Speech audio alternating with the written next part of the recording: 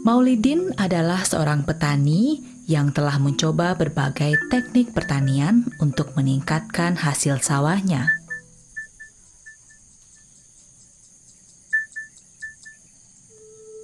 Dulu hasil sawah keluarga saya hanya cukup untuk dimakan sekeluarga.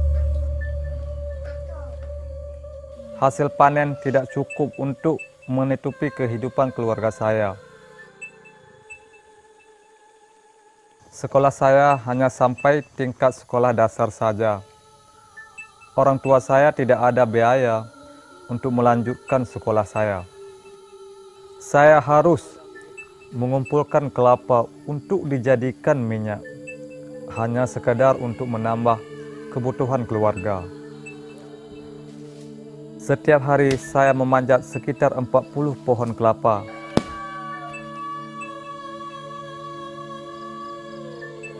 Saya pernah bekerja mengumpulkan getah karet.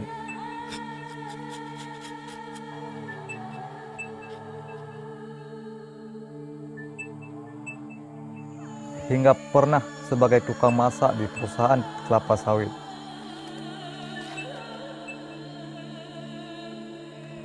Mengangkut kayu di hutan juga pernah saya lakukan. Karena itu pekerjaan yang kami tahu dapat mendatangkan uang cepat.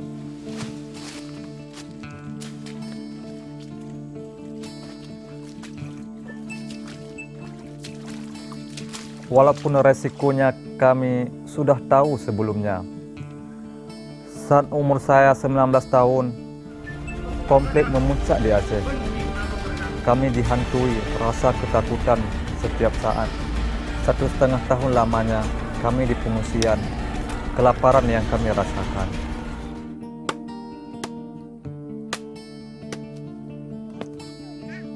Tahun 2004, saya dan keluarga kembali ke Kampung Masin. Tapi rumah saya sudah rusak.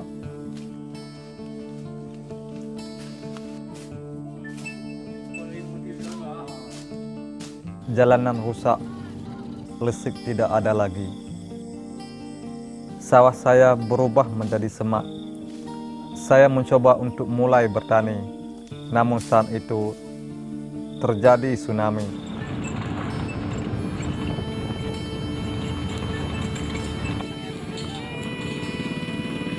Desa saya tidak terkena dampaknya. Makanan saat itu sulit didapat. Kami harus pergi ke hutan mencari janeng sebagai makanan keluarga.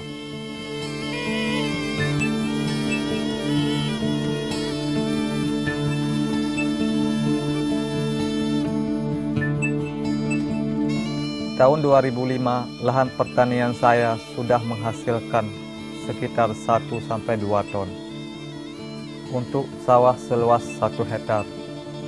Hasil tersebut tidak cukup untuk memenuhi keluarga saya. Anggaplah harga beras saat itu 3.500 dikali 2.000 kilo menjadi 7 juta dikurang biaya pupuk dan biaya lainnya 30%. Tinggal 4.900.000. Apakah cukup untuk kebutuhan 1 tahun? Tentulah tidak. Untuk mencari tambahan, saya kembali lagi mengangkut kayu di hutan.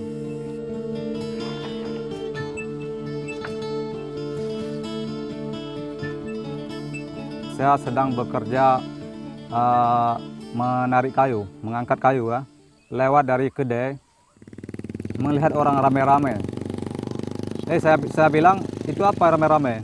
Katanya ada pelatihan katanya. Pelatihan apa? Nggak tahu katanya. Pokoknya naiklah ke Melasah dulu.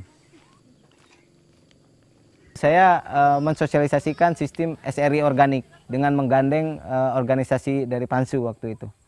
SRI organik kita bandingkan dengan konvensional, itu biasanya masyarakat di sini nanam 5-6 batang per lubangnya itu, tapi kita cuma memperkenalkan 1. Yang dulunya harus digenangi, ini tidak digenangi. Yang dulunya jaraknya rapat, sekarang harus lebar. Yang dulunya pakai pupuk kimia, sekarang harus pakai pupuk kandang. Dan itu yang sedikit mungkin dianggap remeh waktu itu terhadap program yang saya bawa. Karena sampai sosialisasi dan pembentukan kelompok pun waktu itu sampai dinamakan Cicoba ya.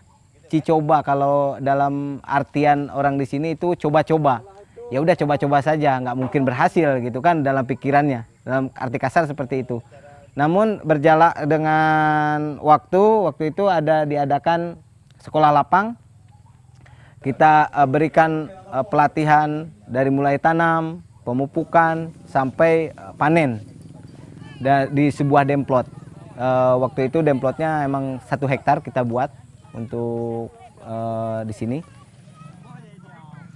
Sebelumnya saya tidak tertarik dengan SRI itu, karena pengalaman kami, nanam padi itu biasanya kami 5 batang sekali tanam. Ini diajak 1. Biasanya kalau 5 itu tumbuhnya 1. Kalau ditanam 1, ya kalau mati 1 tinggal apa? Kan seperti itu. Begitu mereka membuat sebuah demplot, saya melihat kok ditanam 1 kok tumbuh 20. Ya, melihat perkembangan padi itu ditanam 1 tumbuh 20 itu, disitulah awalnya saya tertarik dengan padi itu. Setelah saya mencoba, itu hasilnya lebih meningkat lagi. Awalnya 6 rantai itu bisa saya dapatkan sekitar 800 kilo. Sekarang bisa dapat saya 1,5 ton. Satu demi satu butir padi disemai, satu demi satu benih padi yang tumbuh di tanah akan tumbuh subur dan leluasa, akan tumbuh subur dan leluasa. Rumputnya lebih kokoh, hasilkan tangkai-tangkai panjang, buahnya lebih banyak. Itu padi tanam sebatang dan bulir padinya lebih bernas, dan bulir padinya lebih bernas. Nah, sejak dari 2010 kita mulai mengadakan sekolah lapang. Pertama kita dirikan ataupun kita buat sekolah lapang itu di Masen. Namun dengan adanya keberhasilan itu, bagi masyarakat dari desa lain itu meminta untuk diadakannya sekolah lapang dan ingin menghasilkan hasil pertanian seperti di Masen. Akhirnya datang dari tokoh-tokoh desa yang sekitarnya di kecamatan ini.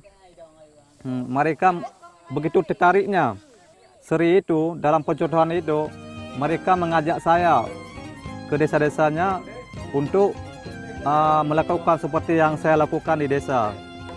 Setiap desa saya melakukan ada 13 hektar.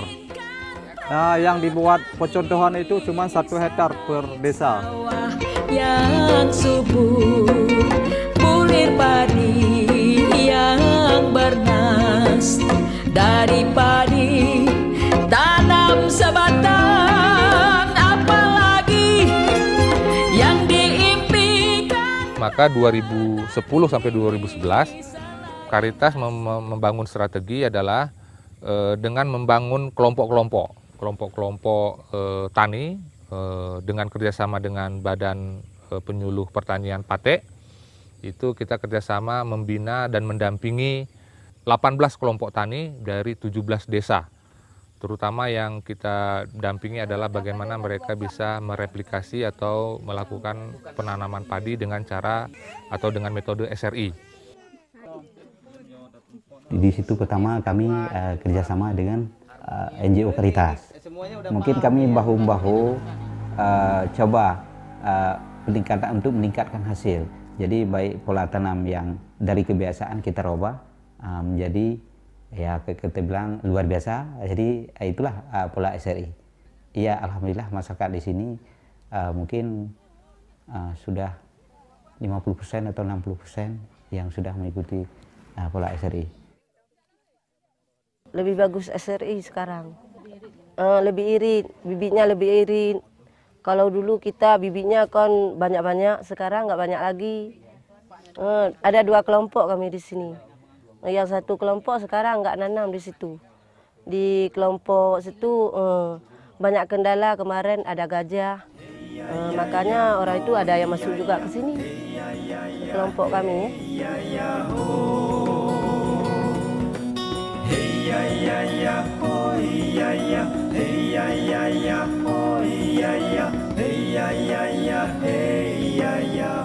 Kegiatan per hari-hari kami sebagai penyuluh, karena memang tugas di lapangan sampai 2011 kami ada untuk membina petani dalam bercocok tanam masalah padi SRI. Jadi kita menanamkan SRI tidak memakai pupuk kimia, kita pakai bahan lokal termasuk perawatan apa saja, pemupukan kita pakai bahan lokal. Dan bahkan petani-petani di lapangan sudah mampu membuat tentang masalah pupuk kompos, masalah pesnam, dan masalah pengendalian hama, semua sudah kami buat dan telah kami memberi penyuluhan atau pelatihan.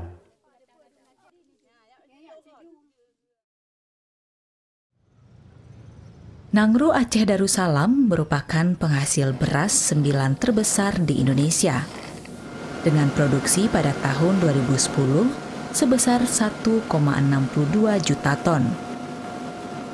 Namun Provinsi Aceh masih mendatangkan beras dari Sumatera Utara. Ini disebabkan karena proses penggilingan padi petani di Aceh dilakukan di Sumatera Utara dan hanya 5% yang kembali ke Aceh. Kurangnya fasilitas pasca panen maupun mekanisme pasar di masyarakat menjadi kendala kebangkitan kemandirian ekonomi lokal.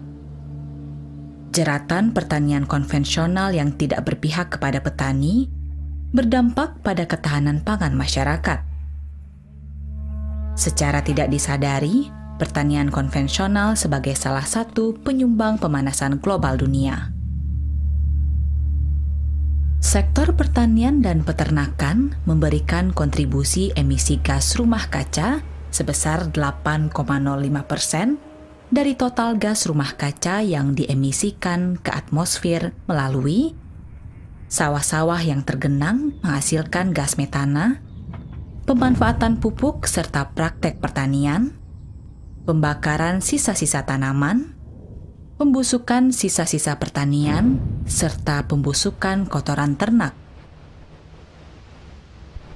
Sumber pemanasan global lainnya di Indonesia per tahun berasal dari pembakaran batu bara 9 miliar ton karbon dioksida, konversi lahan dan perusakan hutan,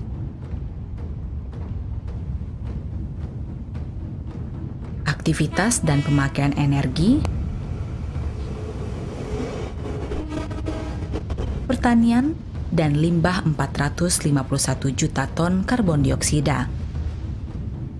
Dari sektor ini, gas rumah kaca yang dihasilkan yaitu gas metana CH4 dan gas dinitrooksida N2O.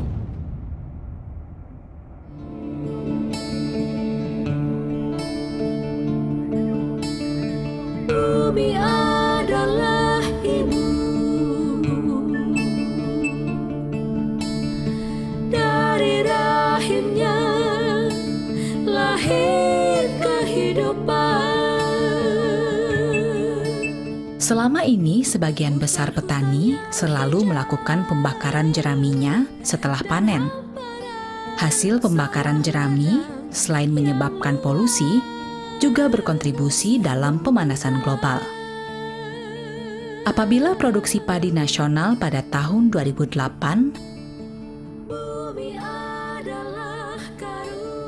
maka bisa diperkirakan jumlah jeraminya yaitu 80,02 juta ton, setara dengan luas Provinsi Nangru Aceh Darussalam apabila jerami ditumpuk setinggi 5 meter. Sebesar itulah jerami yang dibakar oleh petani menghiasi langit Nusantara ini. Jika jerami ini dibuat kompos dan hasil komposnya adalah 60%, maka potensi nasional kompos jerami adalah 48,01 juta ton. Kandungan kompos jerami sama dengan 1,09 juta ton urea, 0,15 juta ton SP36, 2,35 juta ton KCl, atau total 3,6 juta ton NPK. Jumlah ini kurang lebih 45% dari konsumsi pupuk nasional pada tahun 2007 untuk pertanian. Nilai rupiahnya adalah 5,42 triliun rupiah. Dampak pemanasan global akan lebih banyak dirasakan oleh petani, seperti musim kemarau dan hujan yang tidak menentu, sehingga membuat petani kesulitan untuk menentukan jenis varietas tanaman dan kalender tanam. Ancaman kekeringan dan banjir pada lahan pertanian, hama pengganggu tanaman meningkat, bulir padi kosong atau membusuk. Akibat merosotnya produksi pertanian, maka persediaan pangan masyarakat menurun juga. Akibatnya kelaparan tidak dapat dihindari lagi. Dampak perubahan iklim itu adalah krisis air. Kita harus bisa menghemat, perilaku menghemat air. Jadi inilah adalah perilaku adaptif, perilaku mencocokkan. Bagaimana kita mensiasati atau mencocokkan diri, terutama dalam hal ini dalam bidang pertanian, bagaimana para petani bisa mengadaptasikan cara dia menanam dengan hemat benih. Kalau kita bandingkan 50-60 kg dalam metode konvensional dan hanya 5 kilo, 4 atau 5 kilo di metode SRI, maka ini ada sekitar 90% penghematan untuk kebutuhan benih. Itu ada kaitannya dengan penghematan air. Jadi air yang digunakan pun untuk di sawah semakin kecil. Oleh karenanya, kenapa dalam metode SRI juga penggunaan air itu bisa berkurang, itu bisa terjadi efisiensi sekitar 40-60%. Karena pada prinsipnya padi bukan tanaman air, tapi adalah tanaman darat, terestrial yang membutuhkan air. Jadi padi bukan tanaman air, tapi setiap tanaman butuh air. Metode tanam seri atau padi tanam sebatang telah terbukti meningkatkan produksi petani sebesar 50%. Bahkan di beberapa tempat bisa mencapai lebih dari 100%. Dalam seri, tanaman diperlakukan sebagai organisme hidup, bukan diperlakukan seperti mesin produksi yang dapat dimanipulasi. Berikut adalah perbedaan metode tanam seri terhadap metode konvensional yang biasa dilakukan petani. Kebutuhan benih. Konvensional 30 hingga 40 kg per hektar dan seri 5 hingga 7 kg per hektar. Pengujian benih, sistem konvensional tidak dilakukan, namun pada seri perlu dilakukan pengujian. Umur di persemayan. Sistem konvensional 20 hingga 30 hari setelah semai pada tanah lumpur dan membutuhkan 5 pohon. Pada seri dilakukan selama 3 hari dalam kondisi tanah lumpur maupun rata dan hanya membutuhkan 1 pohon. Posisi akar waktu tanam. Sistem konvensional tidak teratur. Pada seri, posisi akar horizontal. Sistem pengairan. Sistem konvensional tanaman harus selalu digenangi. Pada Sri disesuaikan dengan kebutuhan. Pemupukan. Sistem konvensional mengutamakan pupuk kimia. Namun Sri hanya menggunakan pupuk organik buatan sendiri. Penyiangan. Konvensional diarahkan kepada pemberantasan gulma. Pada Sri diarahkan kepada pengelolaan perakaran. Hasil, sistem konvensional 50 hingga 60%. Metode Sri 60 hingga 70%. Dan masyarakat pas melihat dari perkembangan setelah 3 bulan kemudian itu perkembangannya cukup positif, sangat bagus waktu itu. Sampai kita berinisiatif untuk mengundang pemerintah setempat dari bupati waktu itu untuk hadir ke sini sebagai pemotongan perdana. Dan alhamdulillah itu terlaksana sebagai acara temu petani. Karena ini juga ada kaitannya bagaimana memperkuat kelompok pertanian dan bagaimana mereka bisa mengantisipasi bencana atau dampak bencana, maka kita juga membuat kelompok-kelompok manajemen bencana, terutama ada di 3 desa. Itu sudah terlaksana di Desa Semanto, Desa Masen, dan Desa Babah II. Dengan adanya Karitas dikasih bibit teran besi, kami semai, terus kami tanam di pinggir sungai. Tebing-tebing sungai ini bisa longsor karena airnya deras dari atas. Karena di atas tuh nggak ada lagi pohon, udah ditebang. Kita mengikuti pelatihan, kita juga diajarin cara pemetaan, yaitu pemetaan masalah kerentanan, kapasitas, dan kemampuan desa. Nah, dari situ kita bisa menilai dan apa-apa aja yang rentan di desa kita. Selain kami mempersiapkan tempat evakuasi ataupun rambu-rambu evakuasi, juga kami melakukan penanaman pohon di pinggir sungai. Dan kemarin sudah kami tanam sekitar 1.200 batang, dan itu di pinggir sungai semua. Nah, berharap kita ke depannya bahwa pohon itu bisa menahan abrasi bila terjadi banjir.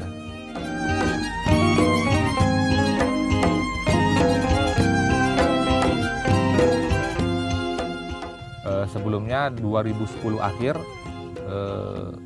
salah satu pelatih lokal atau kader lokal SRI yang didampingi oleh Karitas dan juga BPP mendapat penghargaan sebagai petani teladan, petani terbaik untuk tahun 2010 untuk tingkat Kabupaten Aceh Jaya. Bulan Juli tahun 2011, Maulidin dinominasikan dan telah terpilih menjadi petani terbaik atau petani berprestasi untuk tingkat Provinsi Aceh. Setelah itu saya dikirimkan ke Jakarta untuk mendapatkan penghargaan dari Presiden sebagai petani berprestasi di Aceh. Pada malam hari ini kita dapat bertatap muka dalam berbagai perlombaan.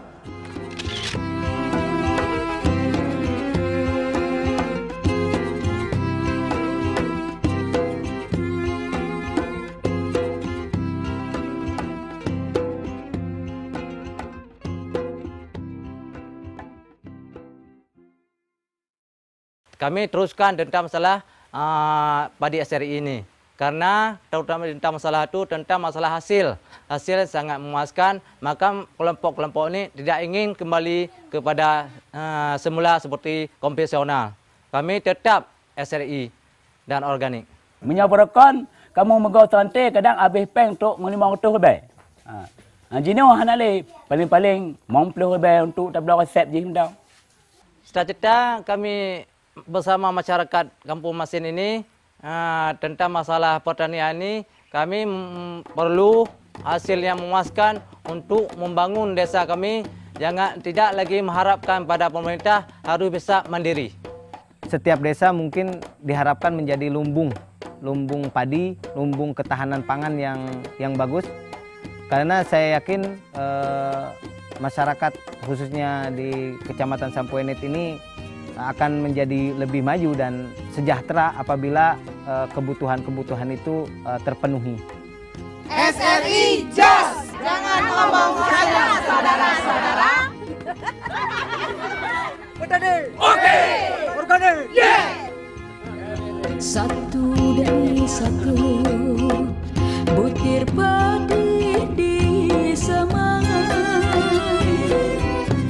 satu demi satu benih padi yang tumbuh di tanah akan tumbuh subur dan leluasa, akan tumbuh subur dan leluasa.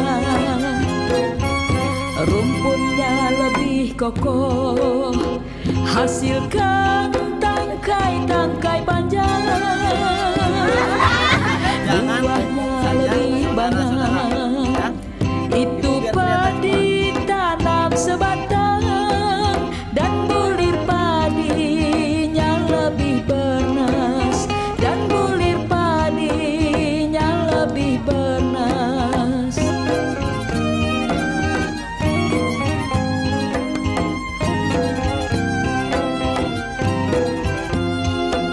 Apalagi yang diinginkan petani selain sawah yang subur, bulir padi yang bernas, dari padi tanam sebatang. Apalagi yang diimpikan petani selain hasil yang berlimpah, bebas